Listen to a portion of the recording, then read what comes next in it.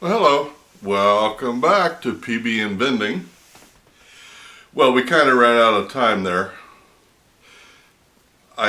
Without taking a minute to check the timer, I lost track of my time, and my thing timed out on me. We were talking about the overall 5 things that your credit bureau, that the credit companies look at when they're coming up with your FICO score. Now, the first one was making your payments on time. Remember, 35%. Now, the second one is almost as important at 30% of your score, and that's your utilization rate. Now, this one is actually counterintuitive to me. And I am admittedly a dinosaur when it comes to credit. So here's what credit utilization means. If you have a card that has $1,000 balance and you use $1,000, you're at 100%. If you use $500, you're at 50%. Get it? That's how they come up with the percentage. In order to get an excellent score, it needs to be between 0 and 9%. Okay? So if you've got $1,000, you should not be over $90 use on that card, and you'll still be in the excellent range. Now, in my research, I have found that utilization works not just one way, but both ways. Here's what I mean. They take a look at your total credit score, or your total available credit. So if you got 10 cards, each with $1,000, you've got $10,000, and then they go back and they look at total that you owe, and then they come up with a percentage. But it's also card specific. Let me give you an example. And I've talked about this before. There, a credit bureau credit card that I've got that I only pay 9% interest on, and it's my oldest credit card, and I used that card for my emergencies. So over time, especially when I was driving a bunch of junkers, I was always using that card to pay off the garage. So at one point I was at 100% on that card. I mean, I didn't know what it was doing to my credit bureau. Didn't care. I needed a card for emergencies, and that was the card that I used because it had the lowest interest. Well, when I bought my Toyota 4 years ago, of course, one of the benefits of driving a new car is it shouldn't be in the garage, and it has not been. So I've been able to pay that down, and the limit was $3,000. I had it paid down to around $1,500, and I thought I was doing great. But the utilization rate on that card was at 50%. Okay? So now this just happened last week, and if you didn't see the video called The Hat Trick, you should go watch the video. Very cool thing that happened. But anyway, in the process of doing a bunch of things, I got the credit union to take that credit card, which was at $3,000, and they doubled my credit limit to $6,000. Now, why is that important?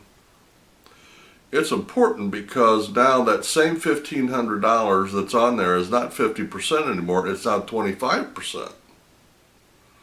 So that means now, so then I wrote a $500 check, we're down to $1,000. Ballpark. All right, so this month I'm going to write another $500 check, and we'll get that bad boy down to 8 or 9%. And that's where I want to be. And I think that was one of the reasons, but I don't think it's reported yet. But anyway, we'll see. But that's the game plan, because instead of having to spend $1,500 to get it down. All I got to do is spend $1,000 because they doubled my credit bureau. But that's now my overall utilization is obviously pretty decent. I went through and made a list of all of my cards and the credit limits on them, and my credit limit is higher than my annual salary. Okay, so we're doing fine. But that's 30% of your score is your utilization. So you need to pay close attention to that. You need to get as high a credit limits as you can and keep using your card lower. So as an example, if you know that you're going to have a series of payments coming up, as an example, you know you're going to need a TV, you know you're going to do Christmas shopping, then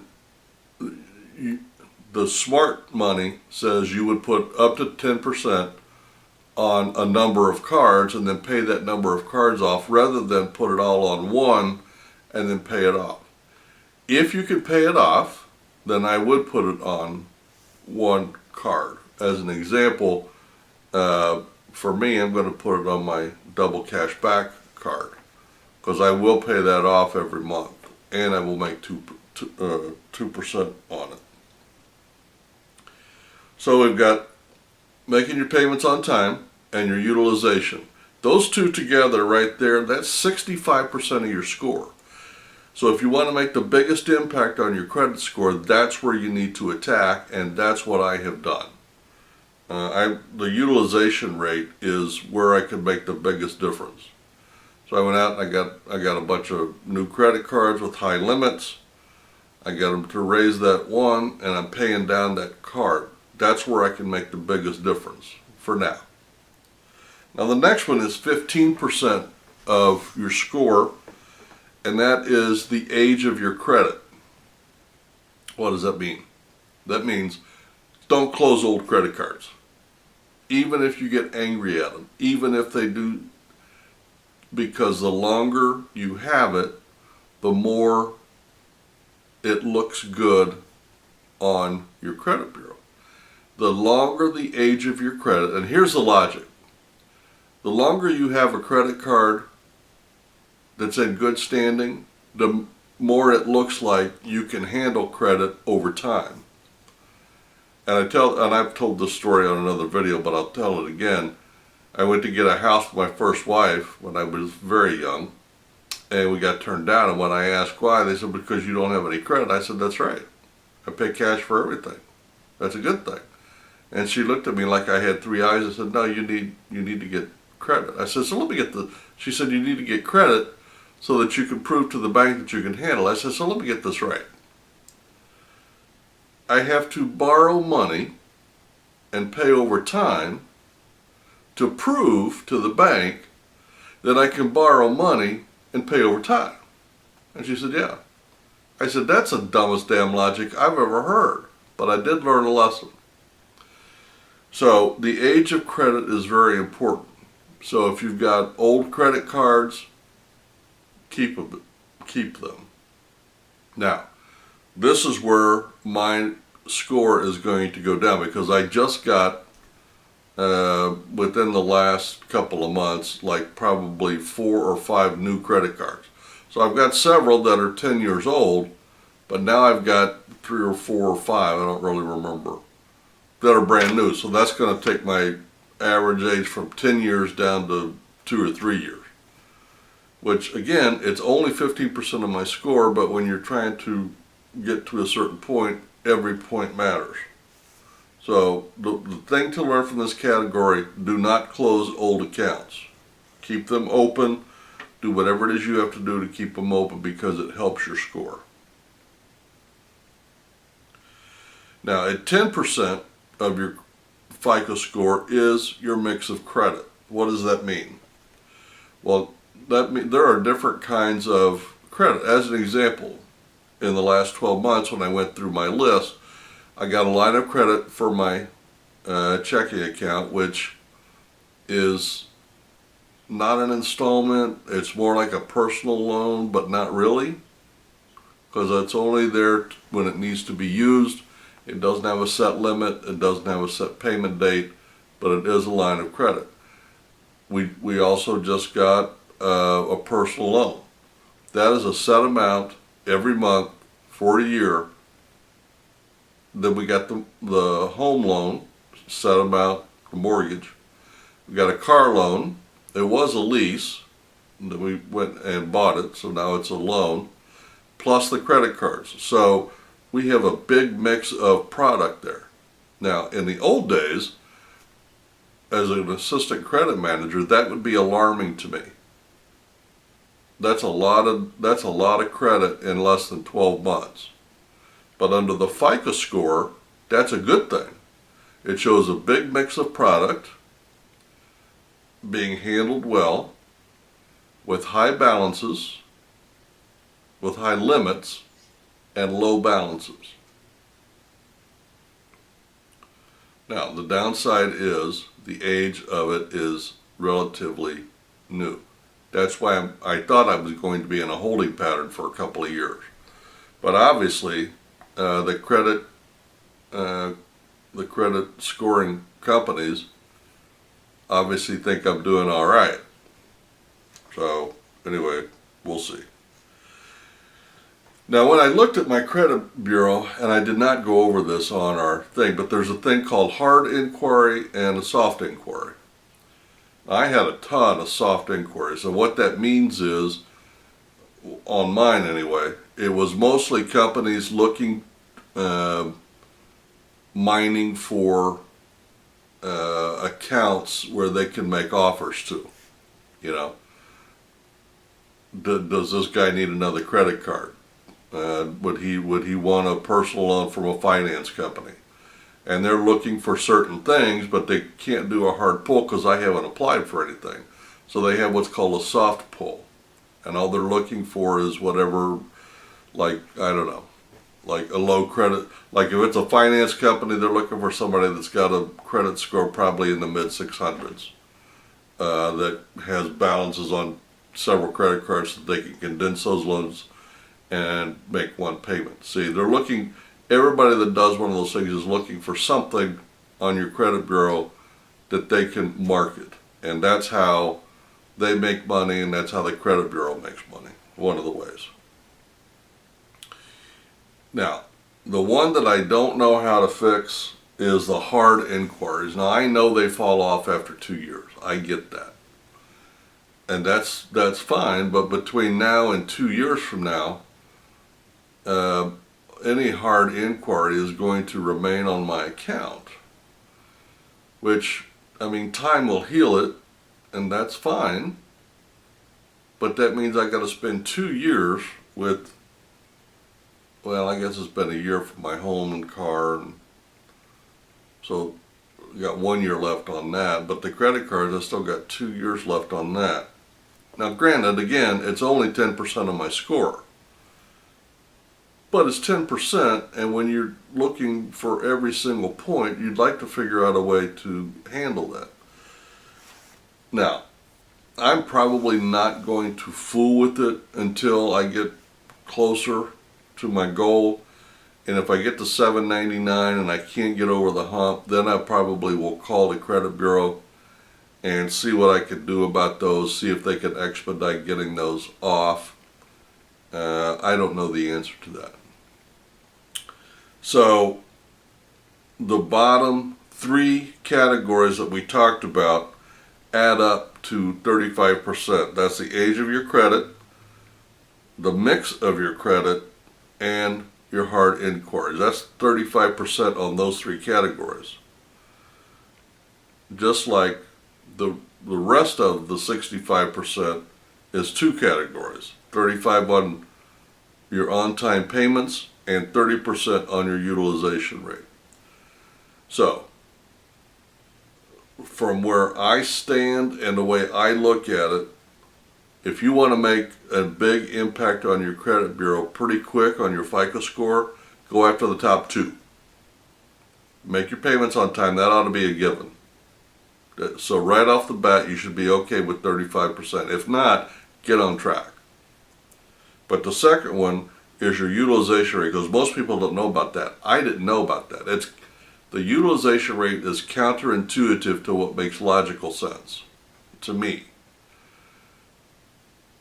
So, but once I figured that out, I attacked that. I got as much credit as I felt comfortable with, and I'm paying down the balance on my emergency credit card so that my utilization rate goes way down real quick. That ought to make a big impact, and it already has. Like I said in the last video, I've only been at this about 30 days and my credit has already gone up 60 some points. So we're doing well. And we've still got two good pieces of credit news that hasn't even hit my credit bureau yet. So if you want to break this down, now there's 5 categories. But if you want to look at let's break it down to 3. Make your payments on time, attack the utilization schedule, and then the last 35% will be things you can't really control and they control, but you kind of sort of can. The age of your credit you have control over, sort of, but not really. I mean, you can't build your utilization if you don't get new accounts, you see? So it's kind of a trade-off. Your utilization is 30% and the age of your account is 15%. I say go ahead, get as much credit as you feel comfortable with on your credit cards and take the hit on the age of your credit, because that will work itself out over time. But if you don't have the credit limit, that'll never work itself out. But the bottom 35% would be age of your credit, mix of your credit, and your hard inquiries. And hard inquiries I have no idea how to fix. So we'll cross that bridge when we get there. But for right here and for right now, that's how they do your FICO score. That's the categories. And your credit bureau will look at each individual account and give each one a rating. And then once that's done, then they take your overall credit bureau and they divide the points based on those 5 categories I just covered. And then they give you one numeric score. And that's the FICO score, and that's the score that we're attacking, because that's what the banker sees, that's what the credit company sees, that's what everybody looks at as your FICO score. That's what they care about. So that's the number that we have to go after. And just to tell you how rare an 800 score is, there are 330 million people in this country, ballpark. There are roughly 1 million people that have an 800 or above credit rating. Okay? Now that sounds like a lot, but when you look at it, it's 1 out of 330. Now I work at an apartment complex, and I was in the office just not too long ago, and the office manager said, "Whoa, that guy has an 800 credit score." She says, "I've never seen one 800. She's been doing this job for 15 years. Okay? And she's never seen an 800 credit score. So it's a rare thing. And so I know that it's not going to be easy. But if we do the things right, we play the game well, we'll get there. I don't know how long it's going to take. I think getting up to that is going to be pretty easy. We're already at 780 something. So we're 15, 20 points away from 800. So we're doing well. We're making progress, and I expect the next month we're going to take another big jump. But just to let you know why the game is 800, because it's a rare thing, and that's when you get all the extra perks. So that's the goal, is 800. That's how you read your credit bureau. And I'm sorry that the tape ran out on the last one. This will be the same thing, only this one's going to be part 2. So you guys have a great day. I hope this helped you with your credit bureau. I know it's boring, and I hope I didn't put you to sleep. But it is important to have a good solid understanding of how and why each section is important, and how you can affect your credit score proactively. You guys have a great day and happy vending!